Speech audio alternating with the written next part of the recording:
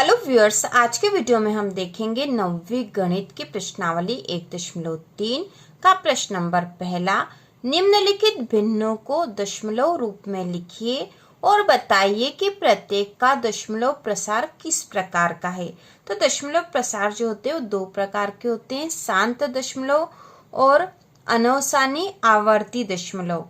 तो हम यहाँ पर देखेंगे कि इसमें दशमलव प्रसार किस प्रकार का। तो पहला जो यहाँ दे रखा हुआ 36/100, तो इसको हल करेंगे। दशमलव प्रसार देखने के लिए हमें यहाँ पर 36 में 100 का भाग लगाना पड़ेगा। तो हम यहाँ भाग लगा देते हैं 36 भागित 100। अब यहाँ पे जो 36 है यह तो छोटी संख्या और 100 बड़ी है, तो इसमें भाग नहीं जाएगा। तो इसके लिए हमें यहाँ दशमलव लगाना पड़ेगा। दशमलव लगा देंगे तो इससे कि यहाँ 0 लग जाएगा और भाग चला जाएगा।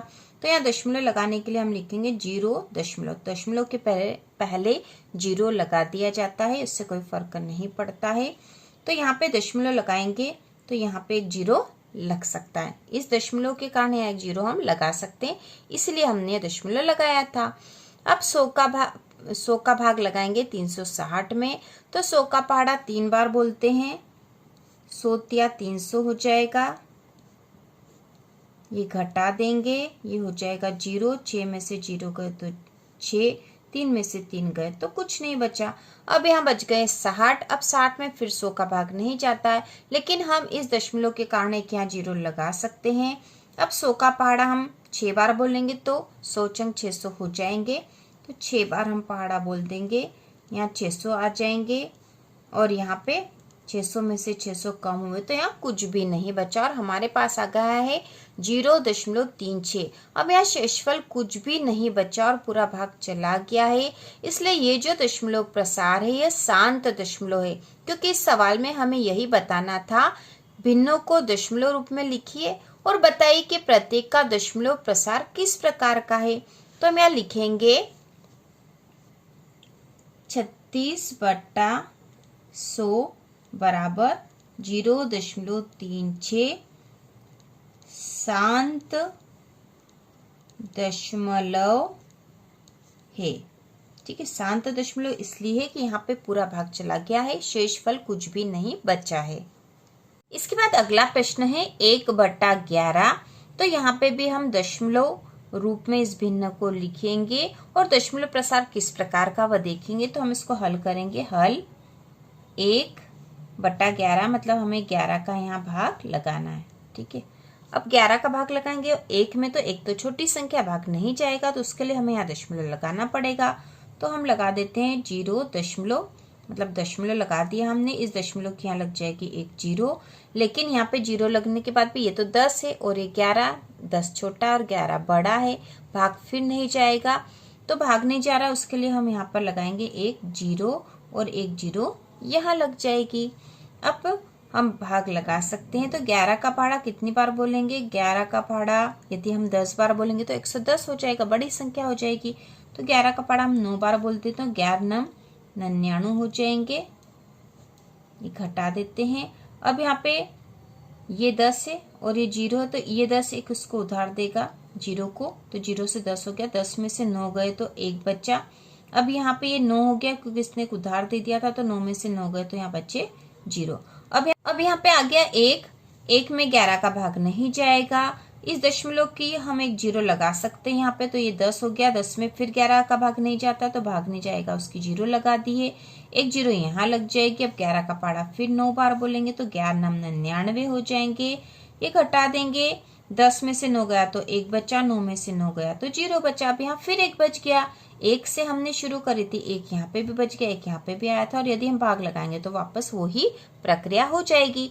तो यहाँ पे 0.09 है जो है इसकी आवर्ती हो रही है, इसलिए जो दशमलव प्रसार है यह अनवसानी आवर्ती होगा। तो हम यहाँ लिखेंगे 1/11 बराबर 0.09। ठीक है, 0.09 के ऊपर हम ये लाइन खींच देंगे। इसका मतलब है कि 0.09 मतलब जो 0.9 है इसकी आवर्ती हो रही है। तो हम यहाँ लिखेंगे अनवसानी आवर्ती। दशमलव प्रसार है। ठीक है, तो यहाँ जो दशमलव प्रसार है वह अनुसारणी आवर्ती प्रकार का है। इसके बाद जो तीसरा है वह है 4 सहित 1/8। तो ये एक मिश्र भिन्न है। इसको सबसे पहले हम सरल भिन्न में बदल कर फिर इसका दशमलव प्रसार निकालेंगे। तो इसको बदलने के लिए इस 8 का गुणा 4 में करेंगे और जो संख्या आएगी उसमें 1 को जोड़ देंगे। तो 4 का यहाँ पे 8 का गुणा 4 में करेंगे तो 8 चौक 32 और 1 33, तो 33/8 हो जाएंगे। 33/8। ठीक है, तो 33/8 हो गए। अब 33 में 8 का भाग लगाएंगे। तो यहाँ पर ये 33 है, इसमें हम 8 का भाग लगा देते हैं। तो 8 का पहाड़ा 4 बार बोलेंगे। 8 चौक 32 हो जाएंगे। घटा देंगे, 3 में से 2 गया तो 1 बचा। ये 3 में से 3 गया तो कुछ नहीं बचा। अब यहाँ 1 में तो भाग जाएगा नहीं 8 का, तो इसके लिए हम दशमलव लगा देंगे। दशमलव की 0 लग जाएगी। अब 8 का पहाड़ा एक बार बोल देंगे। 8 एकम 8, घटा देंगे। 10 में से 8 गए तो 2 बचे। अब 2 में फिर भाग नहीं जाएगा तो दशमलव की फिर 0 लगा देंगे। 8 का पहाड़ा हम बोलेंगे 2 बार। 8 दूनी 16, क्योंकि 3 बार बोलने पे बड़ी संख्या हो जाएगी। 8 तिया 24 हो जाएगा, जो कि बड़ा हो जाएगा। तो हम 2 ही बार भाग लगाएंगे। 8 दूना 16 हो गया है। अब 20 में से 16 घटा देते हैं। ठीक है, 20 में से 16 घटाएंगे तो 4 बचेंगे। या फिर ऐसा भी कर सकते हैं, ये 0 है, 0 इधर से उधार लेगा 2 से, तो 2 से 1 हो गया और 0 से 10 हो गया। 10 में से 6 गए तो 4 बचे और यहाँ 1 बचा। 1 में से 1 गए तो कुछ नहीं बचा है। ठीक है, या फिर 20 में से 16 सीधे भी घटा सकते हैं। अभी 4 बचा है, इस दशमलव का एक 0 लग जाएगा और 8 का पहाड़ा 5 बार बोल देंगे तो 8 पंजो 40 हो जाएगा। अब यहाँ शेषफल कुछ भी नहीं बचा। और जब शेषफल यहाँ कुछ भी नहीं बचता है, इसका मतलब जो दशमलव प्रसार है वह शांत दशमलव है। तो हम यहाँ लिखेंगे 4 सहित 1/8 बराबर 33/8 और इसका जो दशमलव प्रसार हुआ 4.125 शांत दशमलव है। तो 4 सहित 1/8 बराबर 33/8 बराबर 4.125, ये इसका दशमलव प्रसार है जो कि शांत दशमलव है। इसके बाद अगला चौथा प्रश्न है 3/13, इसका दशमलव प्रसार हमें बताना है। तो इसको हम हल करेंगे। हल 3/13 मतलब 3 में 13 का भाग लगाना है। तो 3 में हम 13 का भाग लगा देंगे। तो 3 तो छोटी संख्या, 13 बड़ी है, भाग नहीं जाएगा। इसके लिए हम यहाँ पर लगाएंगे दशमलव। दशमलव की यहाँ लग जाएगी 0।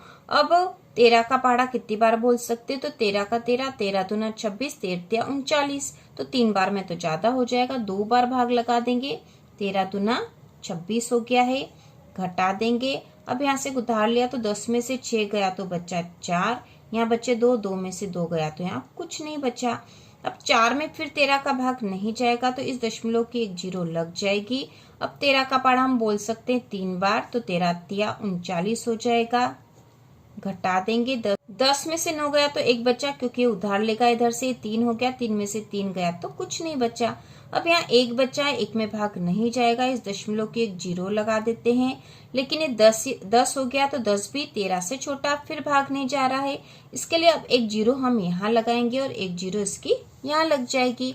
अब यहाँ हो गए हैं 100। अब 13 का पहाड़ा हम कितनी बार बोल सकते हैं, तो 13 39, 13 चौक 52, 13 पंजे 65, 13 चौक 78, 13 सत्ती 91, 7 बार हो जाएगा। 91 आएंगे। घटा देंगे। अब यहाँ पे 100 में से 91 घटाए तो 9 बचेगा। ठीक है, आप एक एक संख्या भी कर सकते हो। जैसे यहाँ पे 10 है और ये 0 है, 0 में से 1 नहीं घटेगा तो 10 से 1 उधार ले लिया तो ये 9 हो गया यहाँ पे, और ये 0 से 10 हो गया। 10 में से 1 घटाए तो 9 बचे। यहाँ बचा था 9, 9 में से 9 घटाए तो कुछ नहीं बचा। अब यहाँ पे बचा है 9 और इस दशमलव की एक 0 लगा देंगे। अब 13 का पहाड़ा हम बोल सकते हैं 13 78 तक। 13 7 91 ज्यादा हो जाएंगे, इसलिए 6 बार बोलेंगे। ये हो जाएंगे 78। घटा देंगे। अब यहाँ पे 10 में से 8 कम हुए तो 2 बचे और ये बचा 8, 8 में से 7 कम हुए तो 1 बचा। अब यहाँ आ गए हैं 12, दशमलव की फिर लग जाएगी 0। अब 13 का पहाड़ा हम बोल सकते हैं 9 बार, तो 9 बार में हो जाएंगे 13 नम 117 आ जाएंगे।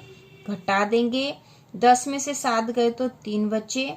अब इसने एक उधार दे दिया था यहाँ पर, तो 1 हो गया, 1 में से 1 गया तो कुछ नहीं बचा, और यहाँ 1 में से 1 गया तो कुछ नहीं बचा, ये 3 आ गए हैं।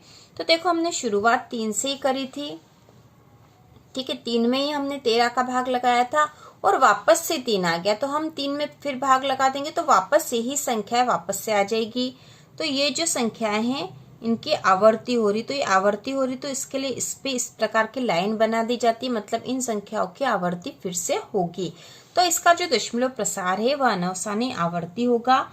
तो मैं लिखेंगे 3/13 बराबर 0.230769। इन संख्याओं की आवर्ती हो रही, इसके लिए इस पे लाइन खींच देंगे और हम यहाँ लिख देंगे अनवसानी आवर्ती दशमलव है। इसके बाद अगला 5वां प्रश्न है 2/11। तो इसको हल करेंगे हम। तो 2 में हमें 11 का भाग लगाना, तो 2 में हम 11 का भाग लगा देते हैं। भाग नहीं जाएगा क्योंकि 2 छोटी संख्या, 11 बड़ी है, इसके लिए हम लगाएंगे सबसे पहले दशमलव। इस दशमलव की एक 0 यहाँ लग जाएगी। अब 11 का पहाड़ा हम एक बार बोल सकते हैं, क्योंकि 2 बार बोलेंगे तो बड़ी संख्या हो जाएगी, इसलिए एक बार करेंगे तो 11 एकम 11 होगा। घटा देंगे, 20 में से 11 कम होंगे तो 9 बचा। अब यहाँ दशमलव की एक 0 यहाँ लग जाएगी।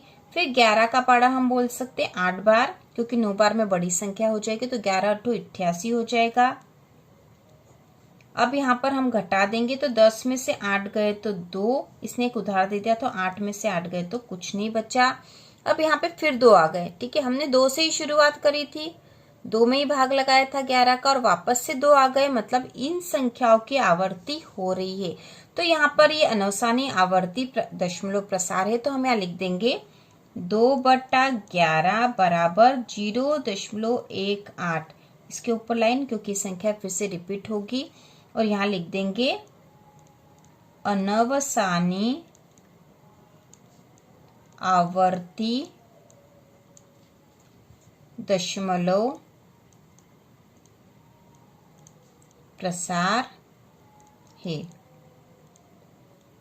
इसके बाद 6वां प्रश्न है 329/400। तो इसको भी हम हल करेंगे उसी प्रकार से। तो 329 में हम 400 का भाग लगा देते हैं, 329 भागित 400। अभी 329 छोटी संख्या, 400 बड़ी संख्या है, तो यहाँ सबसे पहले हम लगा देंगे दशमलव। दशमलव की यहाँ लग जाएगी 0। अब 400 का पहाड़ा कितनी बार बोल देंगे जिससे कि संख्या में भाग चला जाए। तो 4 × 8 = 32 होते हैं, ठीक है, 4 × 8 = 32 होते हैं, मतलब 3200 आ जाएगा। 8 बार भाग लगाएंगे तो हो जाएगा 3200। अब यहाँ घटा देंगे, ये हो जाएगा 0। यहाँ पे 9 में से 0 घटाए तो 9, 2 में से 2 गए तो कुछ नहीं, 3 में से 3 गए तो कुछ नहीं बचा। अब यहाँ बचे 90। 90 में 400 का भाग नहीं जाएगा, इसलिए दशमलव की एक 0 लगा देंगे। अब 400 का पहाड़ा हम बोल सकते हैं 2 बार, 400 दूना हो जाएगा 800। अब इसको घटा देते हैं, तो ये हो गया 0, ये 0, 9 में से 8 गया तो 1 बचा। अब 100 छोटी संख्या हो गई, इसलिए फिर दशमलव की एक 0 यहाँ लग सकती है। अब 4 दूना 8 और 4 तिया 12, 3 में बड़ी संख्या हो जाएगी, क्योंकि 1200 आ जाएगा। तो फिर हम 2 बार ही भाग लगाएंगे, 4 दूना 800 हो जाएगा। यहाँ घटा देंगे, ये हो जाएगा 0, ये 0, और यहाँ पे 10 में से 8 घटा दिए तो 2 बचा, ठीक है। अब ये हो गया 200। अब 200 फिर छोटी संख्या है, तो फिर दशमलव की एक 0 लग सकती है यहाँ पे। अब 4 का पहाड़ा कितनी बार बोल देंगे, तो 4 × 5 = 20 होता, 5 बार में 20 मतलब 2000 आ जाएंगे, क्योंकि 400 है, ठीक है। तो 5 बार भाग लगा देंगे, तो यहाँ आ जाएंगे 2000।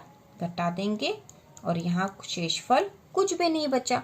शेषफल कुछ नहीं बचा मतलब ये शांत दशमलव है, और इसका हम यहाँ लिख देंगे 329/400 बराबर 0.8225 शांत दशमलव है। ठीक है, तो इस प्रकार से यह प्रश्न नंबर पहला पूरा हो चुका, बहुत ही आसान था। तो इसी प्रकार के और वीडियो देखने के लिए कक्षा 9वीं की संपूर्ण तैयारी के लिए चैनल को सब्सक्राइब कीजिए।